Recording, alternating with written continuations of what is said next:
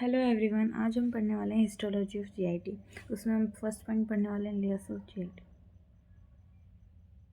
तो layers of GIT में सबसे पहले जो लेयर आती है वो होती है म्यूकोसा।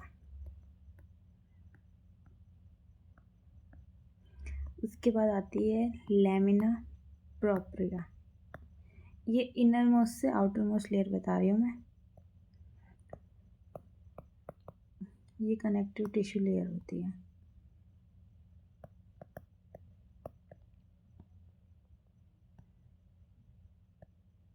उसके बाद आती है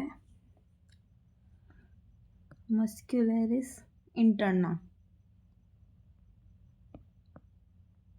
ठीक है, मस्कुलरिस अपने एक सिरोसा की बात भी पढ़ते हैं, वो होती है मस्कुलरिस एक्सटर्ना। उसके बाद आती है सबम्यूकोसा। उसके बाद आती है अपनी मस्कुलरिस एक्सटर्ना।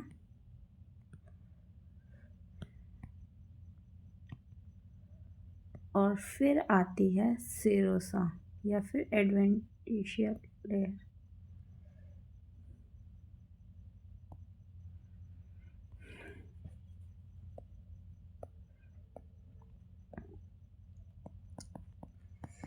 ठीक है,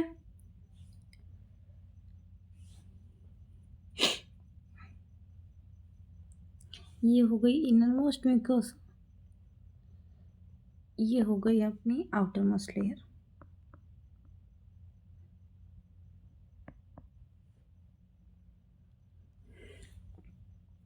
अब हम एक एक करके पढ़ते हैं। फर्स्ट है म्यूकोसा। अलग अलग जीआईटी पार्ट में अलग अलग टाइप की म्यूकोसा होती है। तो फर्स्ट है ईसोफेगस,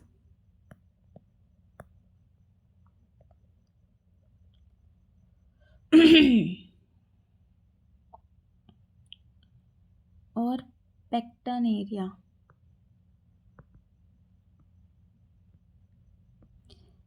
इधर प्रेजेंट होती है अपनी stratified squamous non keratinized epithelium. Okay, pecten area क्या होता है? ये जो अपनी एनल कैनाल है, यहाँ पर एक लाइन होती है, उसे हम बोलते हैं पेक्टिनेट लाइन, और एक लाइन होती है हिल्टन्स लाइन। इन दोनों के बीच प्रेजेंट होता है अपना पेक्टन एरिया। ठीक है, और ईसोफेगस और पेक्टन एरिया में stratified squamous non keratinized epithelium present होती है। उसके बाद आता है अपना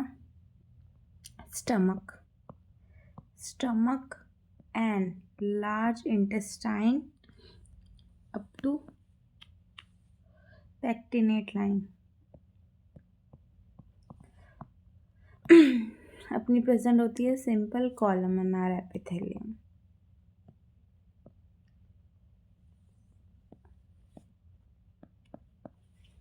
उसके बाद अपना आता है स्मॉल इंटेस्टाइन।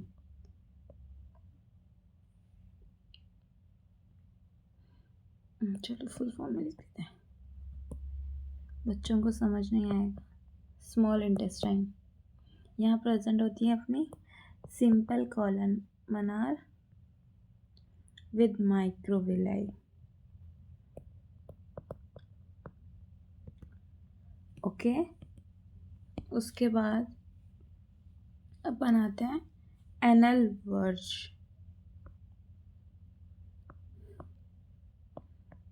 क्योंकि अपना लार्ज इंटेस्टाइन ऑलरेडी देख लिया, stomach and large intestine up to pectinate line simple columnar होती है।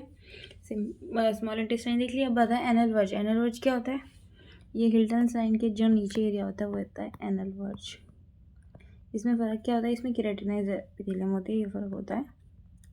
इसमें प्रेजेंट होती है stratified squamous keratinized epithelium. Okay, तो फर्स्ट अपने ने ईसोफेगस देखा। ईसोफेगस में क्या आती है? Stratified squamous non keratinized epithelium. उसके बाद आता है स्टमक। स्टमक में होता है सिंपल कॉलमनार एपिथेलियम। स्टमक में आता है स्मॉल इंटेस्टाइन, इसमें भी simple columnar epithelium but with microvilli. फिर large intestine up to pectinate line, simple columnar epithelium. ठीक है, फिर से उसके बाद आता है pecten area, simple stratified squamous non keratinized epithelium. और फिर anal verge stratified squamous keratinized epithelium. Okay, अब अपने देखते हैं सेकंड।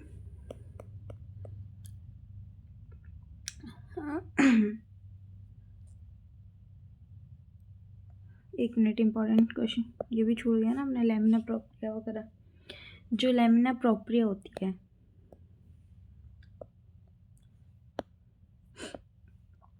जो लैमिना प्रोप्रिया होती है ये कनेक्टिव लेयर होती है, connective tissue layer.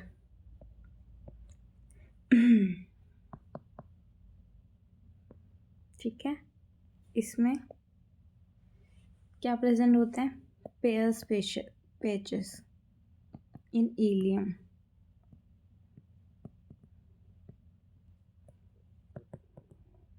Pairs patches क्या होता है? Lymphoid aggregate. ठीक है, और इसमें इंटेस्टाइनल और गैस्ट्रिक ग्लैंड्स प्रेजेंट होते हैं।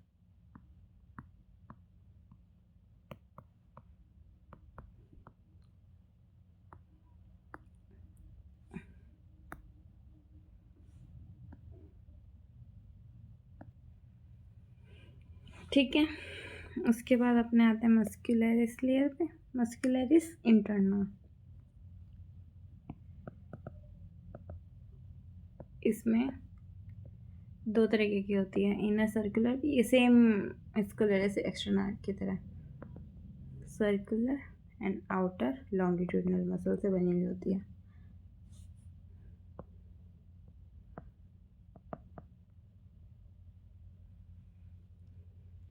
ओके, सेकेंड लेयर पे आते हैं अब हम, सबम्यूकोसा।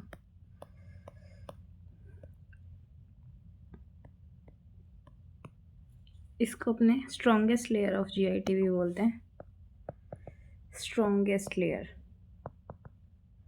ओके, क्या क्या होते हैं इसमें? कंटेन कनेक्टिव टिश्यू,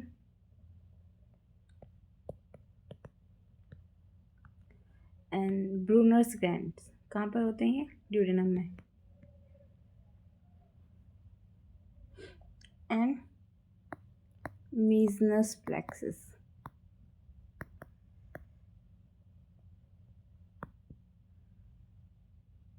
क्या करता है Meissner's plexus? Regulate secretion and blood flow.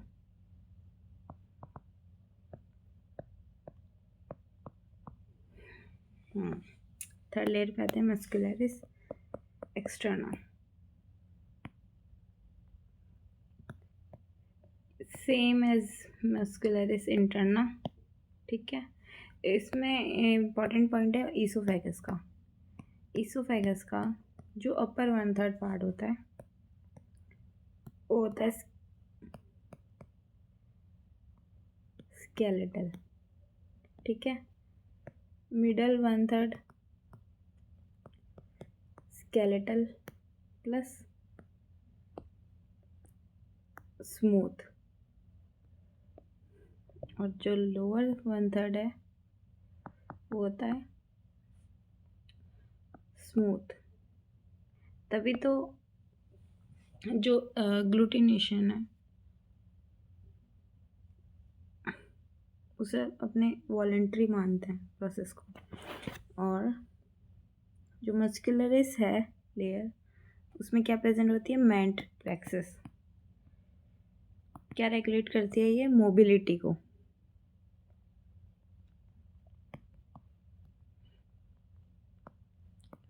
Regulates mobility या मोटिलिटी।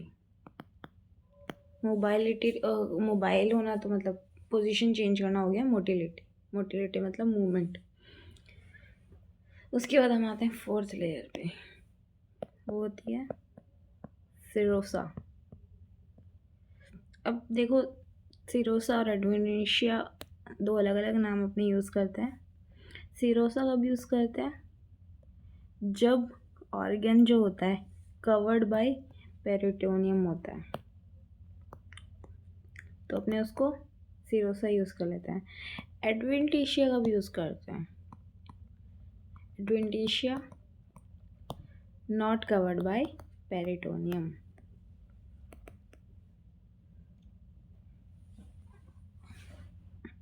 ओके, आगे वाले वीडियोस में मैं पढ़ाऊँगी histology of stomach and histology of liver, तो please subscribe my channel. Thank you.